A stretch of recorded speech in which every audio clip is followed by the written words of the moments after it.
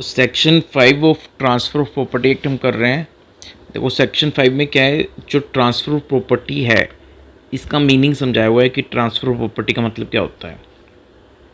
तो देखो सबसे पहले तो आपको ये ध्यान होना चाहिए, लास्ट क्लास में हमने डिस्कस किया था कि ट्रांसफ़र प्रॉपर्टी सिर्फ इमूवेबल प्रॉपर्टी को गवर्न करती है। यानी अगर आप इमूवेबल प्रॉपर्टी का ट्रांसफ़र कर रहे हो तभी ट्रांसफ़र प्रॉपर्टी एक्ट लगेगा। अगर आप मूवेबल प्रॉपर्टी का ट्रांसफ़र कर रहे हो तो सेल ऑफ गुड्स एक्ट लगेगा। तो यहाँ पे टीपीए में जो भी बात हो रही है वो किसकी हो रही है, इमूवेबल प्रॉपर्टी। क्लियर है। अच्छा, दूसरी बात ये है कि जो इमूवेबल प्रॉपर्टी होती हैं उसमें आप पर्टिकुलर कुछ इंटरेस्ट भी ट्रांसफ़र कर सकते हो। ज़रूरी नहीं है कि आपको पूरी ओनरशिप ट्रांसफ़र करनी है, आप कुछ पर्टिकुलर इंटरेस्ट भी ट्रांसफ़र कर सकते हो। उसका मीनिंग भी ट्रांसफ़र प्रॉपर्टी ही माना जाएगा। क्लियर है। तो देखो आप सेल कर सकते हो, आप मॉर्गेज कर सकते हो, अपनी प्रॉपर्टी गिरवी रख सकते हो, आप लीज पे दे सकते हो प्रॉपर्टी को, आप गिफ्ट में दे सकते हो प्रॉपर्टी को। तो ये इस तरह से आप प्रॉपर्टी को ट्रांसफ़र कर सकते हो। अगर आप सेल करते हो तो मतलब पूरी ओनरशिप आपने दे दी। अगर आप मॉर्गेज कर रहे हो प्रॉपर्टी को, यानी कि इसका मतलब है कि आप सिर्फ गिरवी रख रहे हो अपनी प्रॉपर्टी, तो आप एक लिमिटेड इंटरेस्ट ही ट्रांसफ़र कर रहे हो प्रॉपर्टी में। लीज पे दे रहे हो, किराए पे दे रहे हो, गिफ्ट दे रहे हो, तो ये तरह तरह से ये सारे क्या है, ये सबको ट्रांसफ़र समझा जाता है। तो अब ट्रांसफ़र प्रॉपर्टी का मतलब देखो क्या है, सेक्शन 5 में डिफाइन क्या है कि सेक्शन 5 बताता है ट्रांसफ़र प्रॉपर्टी क्या है। ये तो बेसिक बात थी जो आपको पता होना चाहिए कि transfer property act immovable property के ट्रांसफ़र को गवर्न करेगा। और इमूवेबल प्रॉपर्टी के ट्रांसफ़र में भी आप क्या कर सकते हो, इमूवेबल प्रॉपर्टी का सेल कर सकते हो, उसको मॉर्गेज कर सकते हो, उसको लीज पे दे सकते हो, उसको गिफ्ट में दे सकते हो। ये सारे ही फॉर्म क्या है, ट्रांसफ़र माने जाते हैं। अब यहाँ पे सेक्शन 5 ट्रांसफ़र प्रॉपर्टी को डिफाइन कर रहा है, तो यहाँ पे देखो क्या कहता है। यहाँ पे ये मतलब है कि ट्रांसफ़र प्रॉपर्टी का मतलब एक एक्ट होता है, और वो एक्ट क्या होना चाहिए, जब कोई लिविंग पर्सन किसी दूसरे लिविंग पर्सन को या खुद को या फिर खुद को प्लस में किसी और लिविंग पर्सन को प्रॉपर्टी ट्रांसफ़र करता है तो उस एक्ट को ट्रांसफ़र प्रॉपर्टी मानते हैं। तो ट्रांसफ़र प्रॉपर्टी का मतलब क्या हो गया, जब एक व्यक्ति दूसरे व्यक्ति को, यानी एक लिविंग पर्सन दूसरे लिविंग पर्सन को प्रॉपर्टी ट्रांसफ़र कर रहा है, या खुद को प्रॉपर्टी ट्रांसफ़र कर रहा है, या फिर खुद को भी प्रॉपर्टी ट्रांसफ़र कर रहा है और प्लस में कुछ पोर्शन प्रॉपर्टी का किसी और दूसरे लिविंग पर्सन को भी ट्रांसफ़र कर रहा है, इस एक्ट को ट्रांसफ़र प्रॉपर्टी मानते हैं। तो ट्रांसफ़र प्रॉपर्टी का मतलब जहाँ पे एक लिविंग पर्सन दूसरे लिविंग पर्सन को या खुद को प्लस में दूसरे लिविंग पर्सन को प्रॉपर्टी ट्रांसफ़र करे, उसको ट्रांसफ़र प्रॉपर्टी माना जाएगा। यानी इसका मतलब है अगर एक आदमी मर गया और मरने के बाद अगर उसकी प्रॉपर्टी ट्रांसफ़र हो रही है उसके लीगल हायर्स को बाय ऑपरेशन ऑफ लॉ, तो वो यहाँ पे ट्रांसफ़र नहीं माना जाता, वो यहाँ पे ट्रांसफ़र प्रॉपर्टी एक्ट में डील नहीं होगा। आपको फर्स्ट क्लास में समझाया था ट्रांसफ़र प्रॉपर्टी एक्ट कब लगता है, जब एक जिंदा आदमी दूसरे जिंदा आदमी को प्रॉपर्टी ट्रांसफ़र करता है तभी ट्रांसफ़र प्रॉपर्टी एक्ट लगता है। अगर बाय ऑपरेशन ऑफ लॉ के थ्रू अगर प्रॉपर्टी ट्रांसफ़र हो रही है, यानी कि कोई मर गया फिर उसके लीगल हायर को प्रॉपर्टी ट्रांसफ़र हो रही है, तो वो transaction transfer property act cover नहीं करता। वहाँ पे दूसरे कानून जैसे इंडियन सक्सेशन एक्ट हैं वो लगते हैं। तो यहाँ पे ट्रांसफ़र प्रॉपर्टी एक्ट के सेक्शन 5 ने साफ साफ बता दिया है कि जब एक लिविंग पर्सन दूसरे लिविंग पर्सन को या खुद को प्लस में दूसरे लिविंग पर्सन को प्रॉपर्टी ट्रांसफ़र करता है तो इसको ट्रांसफ़र प्रॉपर्टी एक्ट मानते हैं। और ये जो प्रॉपर्टी एक लिविंग पर्सन दूसरे लिविंग पर्सन को ट्रांसफ़र करेगा, ये प्रॉपर्टी प्रेजेंट में भी कर सकता है और फ्यूचर में भी। इसका मतलब है कि यानी वो विद इमीडिएट इफेक्ट भी ट्रांसफ़र कर सकता है प्रॉपर्टी को, या कोई वो फ्यूचर डेट भी डिसाइड कर सकते हैं कि भाई इस डेट से ये प्रॉपर्टी ट्रांसफ़र मानी जाएगी। तो प्रेजेंट और फ्यूचर दोनों में प्रॉपर्टी ट्रांसफ़र हो सकती है। प्रेजेंट ट्रांसफ़र का मतलब इमीडिएट ट्रांसफ़र, फ्यूचर ट्रांसफ़र का मतलब कि एक फ्यूचर डेट डिसाइड कर लिया अपने अपने डॉक्यूमेंट में और उस डेट पे वो प्रॉपर्टी ट्रांसफ़र मान ली जाएगी। लेकिन एक बात ध्यान रखना, हमेशा जो ट्रांसफ़र होगा वो एग्जिस्टिंग प्रॉपर्टी, हमेशा जो ट्रांसफ़र होगा वो एग्जिस्टिंग प्रॉपर्टी का ट्रांसफ़र होगा। फ्यूचर प्रॉपर्टी जो आपके पास है ही नहीं, प्रॉपर्टी आप कल को परचेज करोगे प्रॉपर्टी, उस प्रॉपर्टी का ट्रांसफ़र नहीं हो सकता। आप उस प्रॉपर्टी के ओनर ही नहीं हो, आपके पास वो प्रॉपर्टी नहीं है, तो आप उसका ट्रांसफ़र नहीं कर सकते। तो आप हमेशा एग्जिस्टिंग प्रॉपर्टी का ही ट्रांसफ़र कर सकते हो। फ्यूचर प्रॉपर्टी का अगर आप ट्रांसफ़र करते हो तो वो ट्रांसफ़र वैलिड ट्रांसफ़र नहीं है। हाँ, फ्यूचर प्रॉपर्टी के रिस्पेक्ट में आप एक कॉन्ट्रैक्ट कर सकते हो कि भाई जब मेरे पास वो प्रॉपर्टी आएगी तो मैं उसको ट्रांसफ़र कर दूंगा। ये इस तरह का कॉन्ट्रैक्ट आप बना सकते हो, उसको बोलते हैं कॉन्ट्रैक्ट टू असाइन। क्या बोलते हैं उसको? Contract to assign. तो इस तरह का कॉन्ट्रैक्ट वैलिड है अगर आप कॉन्ट्रैक्ट बनाते हो, बट वो ट्रांसफ़र नहीं माना जाएगा। तो फ्यूचर प्रॉपर्टी का ट्रांसफ़र नहीं हो सकता, लेकिन एक फ्यूचर प्रॉपर्टी के रिस्पेक्ट में आप एक कॉन्ट्रैक्ट टू असाइन करके रख सकते हो कि भाई जब मेरे पास प्रॉपर्टी आएगी मैं आपको ट्रांसफ़र कर दूंगा, राइट।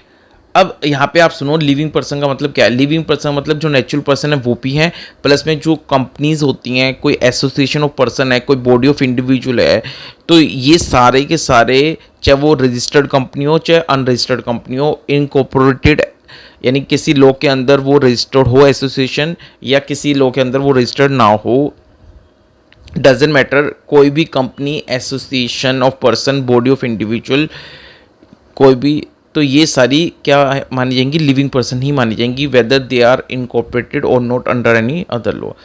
क्लियर है? तो किसी लॉ के अंदर कोई रजिस्टर्ड है कंपनी, एसोसिएशन या नहीं है, डजेंट मैटर, अगर वो कंपनी और एसोसिएशन है तो वो भी लिविंग पर्सन माने जाएंगे इस एक्ट के अंदर, राइट। अब सुनो,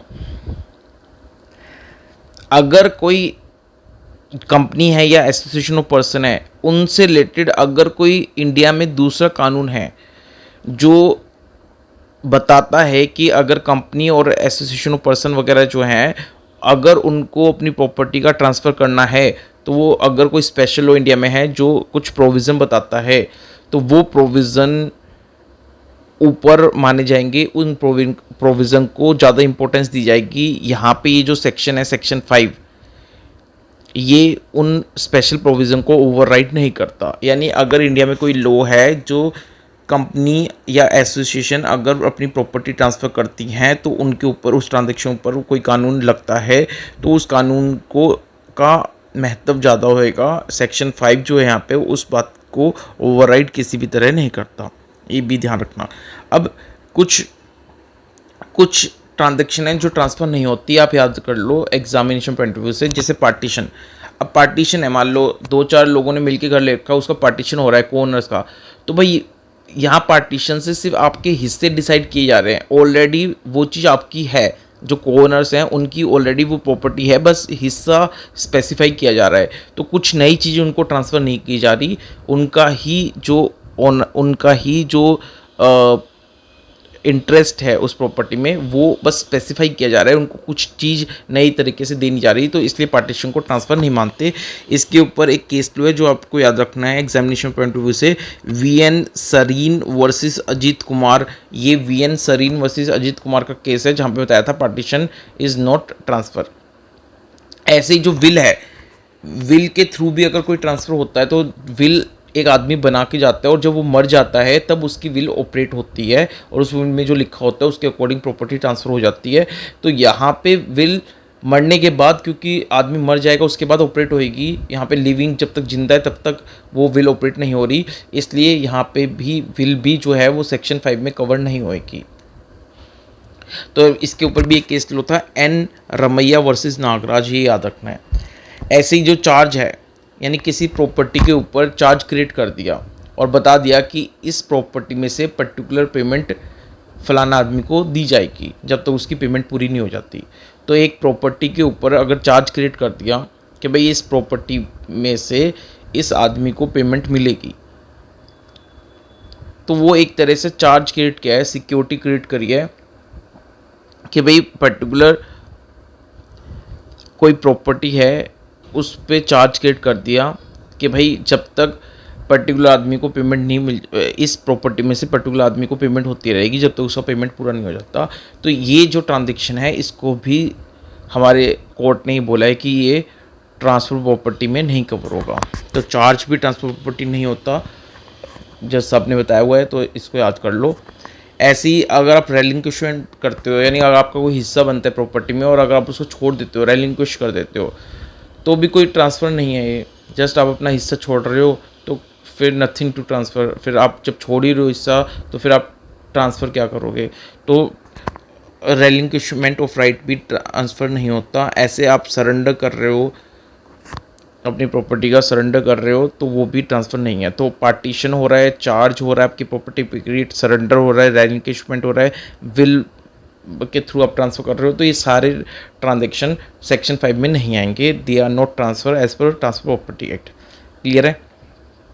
ऐसे कोई फैमिली एग्रीमेंट या फैमिली सेटलमेंट किया, तो फैमिली सेटलमेंट या फैमिली एग्रीमेंट भी जो करते हैं, तो ऑलरेडी जो चीज़ उनकी है उसी को वो फैमिली एग्रीमेंट में बस एक पक्के तौर पे स्पेसिफिकली डील करते हैं ऑलरेडी। तो वो जो फैमिली एग्रीमेंट है उनमें जो डिसीजन लिया है, तो ऑलरेडी जो प्रॉपर्टी उन्हीं की है वो ही वो आपस में बांट रहे हैं, तो वो भी कोई नई चीज़ नहीं है, तो ये भी ट्रांसफ़र नहीं माना जाता।